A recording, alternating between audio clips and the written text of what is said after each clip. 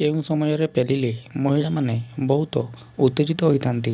ପୁଣି ଥରେ, କେଉଁ ସମୟରେ ପେଲିଲେ ମହିଳାମାନେ ବହୁତ ଉତ୍ତେଜିତ ହୋଇଥାନ୍ତି?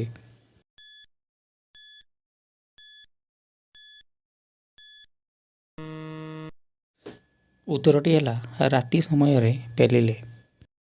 ଝିଅମାନେ ପଛପଟେ ପେଲା ଖାଇବା ପାଇଁ ମନା କରିଥାନ୍ତି କ'ଣ ପାଇଁ?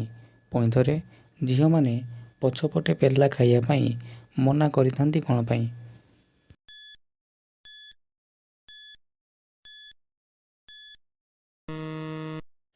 ଉତ୍ତରଟି ହେଲା ଅଧିକ କଷ୍ଟ ହେବା କାରଣରୁ। କ'ଣ କରିଲେ ମହିଳାମାନେ ଅଧିକ ଉତ୍ତେଜିତ ହୋଇଥାନ୍ତି? ପୁଣି ଥରେ, କ'ଣ କରିଲେ ମହିଳାମାନେ ଅଧିକ ଉତ୍ତେଜିତ ହୋଇଥାନ୍ତି?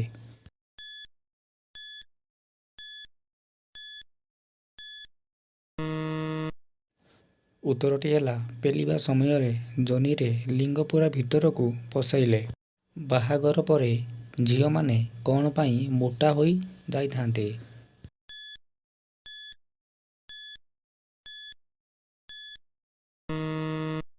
ଉତ୍ତରଟି ହେଲା ଯୋନି ଭିତରେ ପୁରୁଷର ବୀର୍ଯ୍ୟ ପଡ଼ିବା କାରଣରୁ। ମହିଳା କିମ୍ବା ଝିଅମାନଙ୍କର କେଉଁ ଜାଗାରେ କିସ୍ କଲେ ସେ ସବୁ କପଡ଼ା ଖୋଲିଦେବେ? ପୁଣି ଥରେ, ମହିଳା କିମ୍ବା ଝିଅମାନଙ୍କର କେଉଁ ଜାଗାରେ କିସ୍ କଲେ ସେ ସବୁ କପଡ଼ା ଖୋଲିଦେବେ? ଉତ୍ତରଟି ହେଲା ନାଭି ଓ ବେକରେ କିସ୍ କଲେ ସେ ସବୁ କପଡ଼ା ଖୋଲିଦେବେ।